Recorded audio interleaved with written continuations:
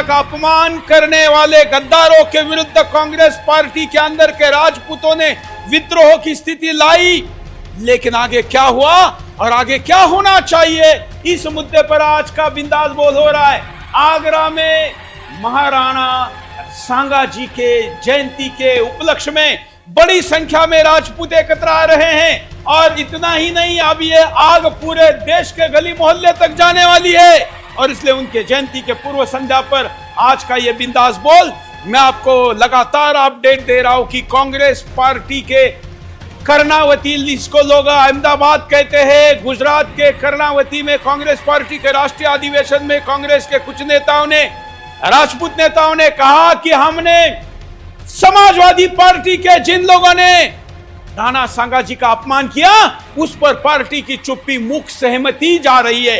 हिंदुओं में संदेह जा रहा है कि कांग्रेस राजपूत विरोधी है, महापुरुषों की विरोधी है और सामने बाबर है, इसलिए कांग्रेस चुप है। इस बात को सार्वजनिक मंच से कहने नहीं दिया गया। खाने की प्लेटों पर झगड़ा हुआ और उसके बाद लोगों ने, देश भर के राजपूत नेताओं ने अपने यहां से घर में बैठकर ही ऑनलाइन जूम मीटिंग की घोषणा की। 10 तारीख को रात 9 बजे होने वाली इस मीटिंग की जानकारी कांग्रेस पार्टी के राष्ट्रीय अध्यक्ष मल्लिकार्जुन खड़गे, राहुल गांधी, प्रियंका गांधी, सोनिया गांधी को लगने के बाद उन्होंने कुछ राजपूत नेताओं को कहा, महासचिवों को, जिसमें गुजरात के भी कुछ महासचिव है, लेकिन उन्होंने कहा कि हम मध्यस्थता नहीं करेंगे क्योंकि हमारे पार्टी का से ज्यादा परिवार का और उससे भी ज्यादा जाति का, ये समाज का मुद्दा है, आप किसी और कोई काम दीजिए। कांग्रेस ने चुड़िया टाइट की और उसके बाद कुछ नेता पीछे हट गए और रात 9 बजे होने वाली जूम मीटिंग नहीं हो पाई।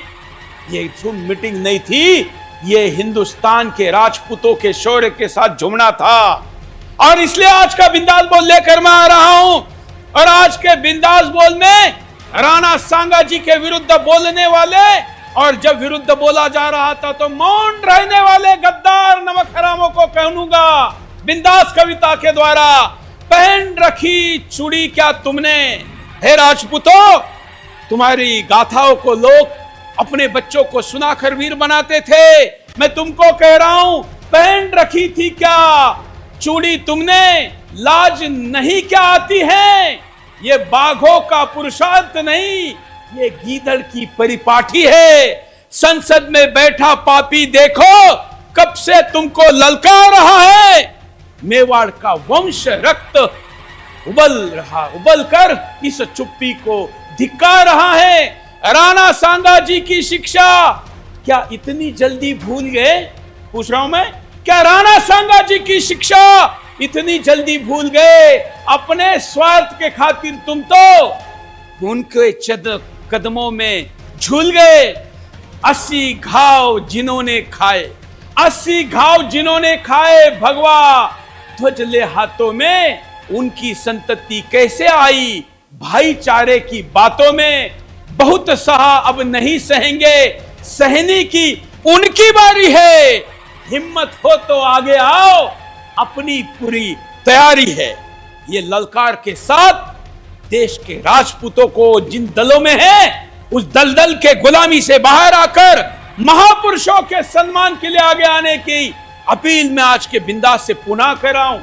यही एक चैनल है जिसने पहले क्षण से भाषण में, जब समाजवादी पार्टी के नेता ने नाम में जीहेल इसलिए लगाना पड़ रहा है, रामजीलाल सुमन नाम है, इसने हराम का नाम लेकर जो हरामी पना किया है, ऐसे नेता के इस गद्दारी, बेईमानी और टांग ऊपर करने के इस कुकृत्य पर सुदर्शन पहले मिनट से बोल रहा है। हर देश भर का हर हिंदू बोले, ये हम चाहते हैं, लेकिन कांग्रेस और समाजवादी पार्टी और विपक्ष तथा कथित इंडी गठबंधन के राजपूत क्षत्रिय नेताओं का बोलने का कर्तव्य पहला बनता है। और इसलिए आज का बिंदास बोल लेकर मैं आपके सामने आया हूं। जरा विस्तार से पहले मुद्दे को समझते हैं।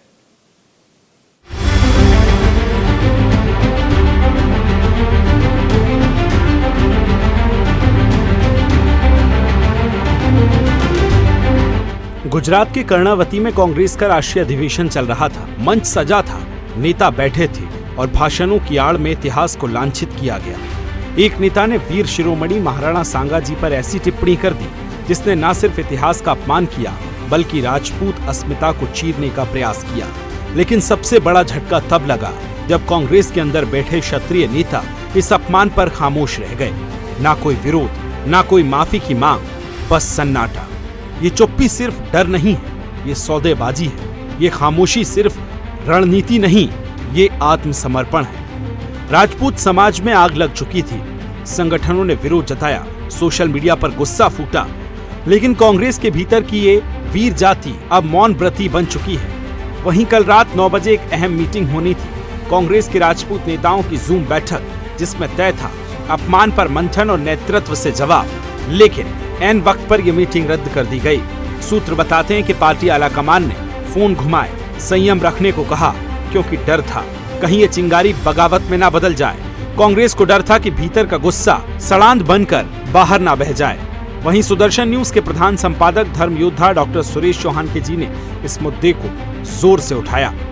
उनका तीखा सवाल कि क्या कांग्रेस के क्षत्रिय नेताओं ने चूड़ी पहन ली है? क्या राणा सांगाजी के अपमान पर भी आत्मा नहीं जागी है? अगर आज भी नहीं बोलोगे तो राजनीति करने का अधिकार खो बैठोगे। डॉक्टर चौहान के जी ने इस राजपूत स्वाभिमान की सबसे बड़ी से हार बताया। उन्होंने साफ कहा, जो चुप है वो गुनहगार है, जो पद की खातिर इतिहास भूल रहे हैं वो सिर्फ नेता नहीं अपराधी हैं। अब कांग्रेस के अंदर सवाल उठ रहे हैं कि क्या क्षत्रिय नेता सिर्फ पद और सत्ता की राजनीति में खो चुके हैं? क्या राणा सांगाजी जैसे प्रतीक अब सिर्फ गूगल सर्च तक सिमट कर रह गए हैं? Bureau report, Sudarshan news.